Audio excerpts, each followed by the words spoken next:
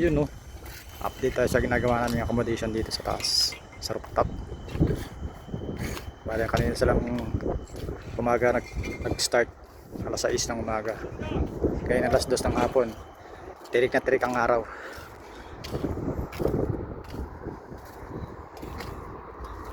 Bali nakanin na silang patong. Doon sa kabilang, ito sa pader na to, pitong patong pa yan. Dito 6 na patong pa. Bali yung tulo ng tubig dito, papunta rito yung tubig.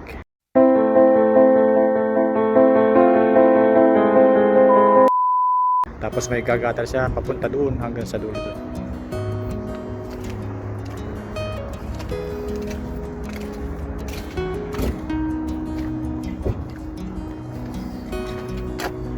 Bali mamayang hapon, mga alas 5 siguro, alas 6. Paano ka ng tubig to para mas lalo siyang titibay. Kalambi po binubuwasan ng tubig yung yung mortar, tasahin. Kasi was na hindi mo binuhusan ng tubig, ano siya, powder lang. Ito kanina umaga yan na nailagay nila.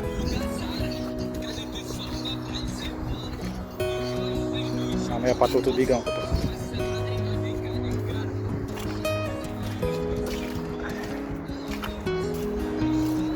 Baka hanggang bukas dito sila magpapato naman sa padrato.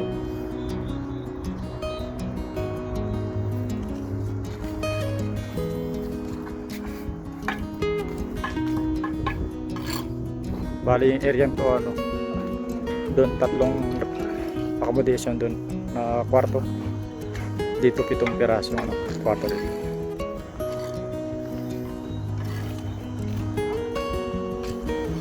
Yan, may bakal na tayo, mga reinforcement na bakal. Tapos may tubular na tayo rito, pambabong sa semento, kompleto na.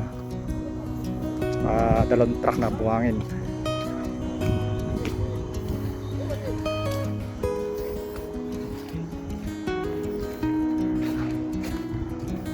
Hanggang bukas matataas nila to.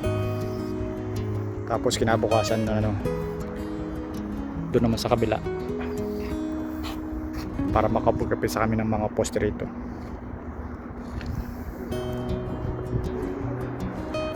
Yan, alas 2 ng hapon, marami na silang natapos. Tsaka mga bintana, mga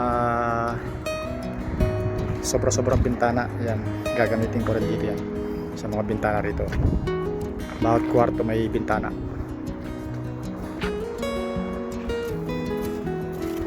Tapos yung aircon dito naman sa side, kasi kita na masyado dito sa labas yung yung building, kaya makikita lang dito sa harap mga bintana lang. Yung aircon nandito lahat kasi ito open area to. Mga window type na aircon malalagay tayo rito. Tapos magano tayo ng hose, posible naka-expose o nakapasok. Tapos gagapang dun sa sa flooring, papunta dun sa pinakadulo doon natin itatagos yung mga flooring, yung tubig.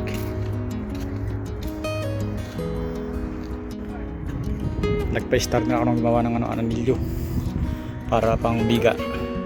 Mga pambiga na to, pang lintel sa mga biga sa bintana. May naka-ready na ako ng sa bintana, kaso nga lang yung mga iba 160, 180, 2 meter yung haba ng bintana, kaya nagpagawa ako ng anilyo sa bakal. Ito, so kanito guys 15 by 15 kasi 20 cm yung hollow block do sa pader sa gilid. Bali may cover pa siya ng 2.5 cm dito magkabilaan. Tapos yung taas ng biga 20 cm rin, 20 cm. Pero yung mga biga pa ganun naka-slant sa rito 20 cm, 20 cm na naka-slope sa rito. Bali mamaya rin na alisin ko yung bintana na to.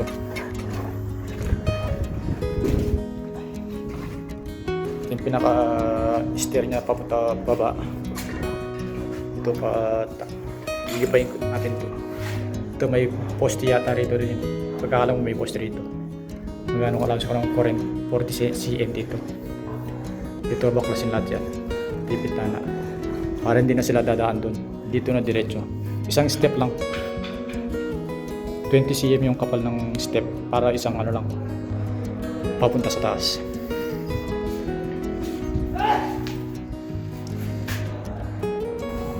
Time check natin ngayon ay 3:30 ng hapon. Bale, pinapabaklas ko yung palitada ng biga sa taas. Ito. Kasi ito bintana to. Hanggang dun sa marka dun. Ito hindi pinabaklas to. Kasi yung pinaka header ng ano, pasamano ng bintana. Kasi palitada lang to, dapat baklasin to. Kasi tingnan nyo, buhangin lang. Dapat malinis to, tapos dito magpapatong yung hollow block naman. Dito, yung pader. Yan. Dito bintana yan, kaya hindi ko na pinabaklasin. Kung saan lang yung papatong yung hollow block, yun lang yung babaklasin. Ito lang, chichipingin to.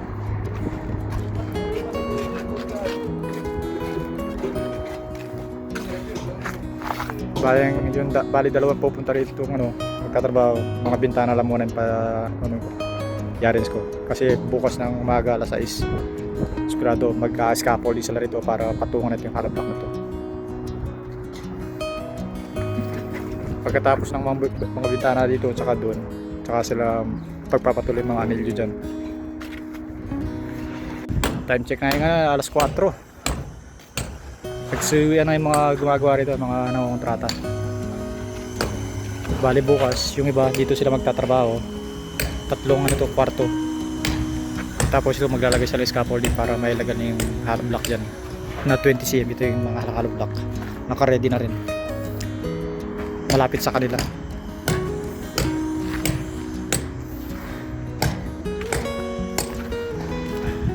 Bali mamayang alas 5. Palalagyan ko ng tubig to para kumano yung mga mortar, yung mga semento, tumigas lalo.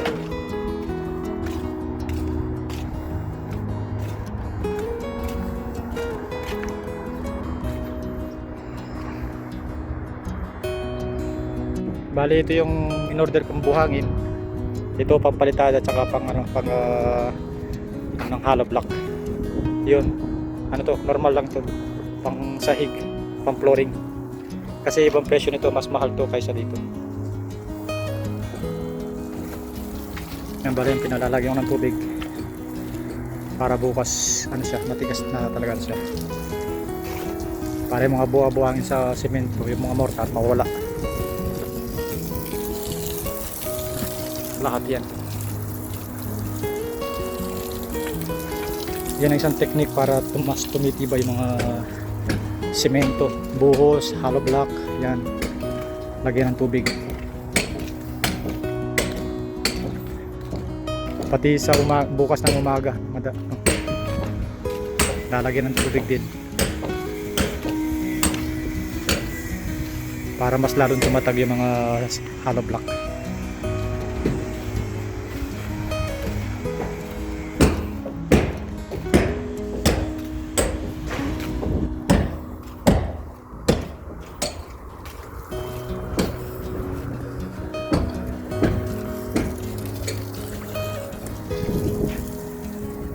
Joint sawa-sawa rakabjala, joint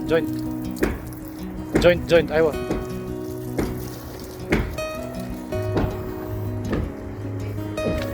Lasig ko na nakasabit dito sa hose para ma-attack niya maigi.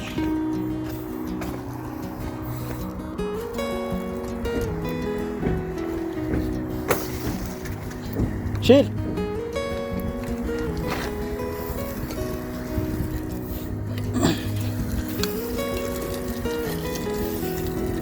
Para ma-attack niya hanggang dun.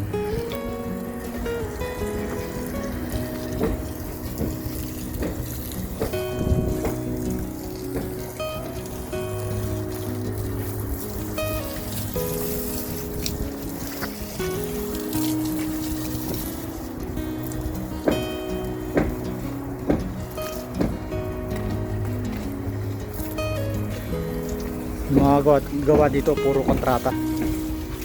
May mga tao akong ano dito, mga mason, kaso nga lang may trabaho silang ano, iba. Kasi ito minamadali yung accommodation, kaya pinakontratan na rin.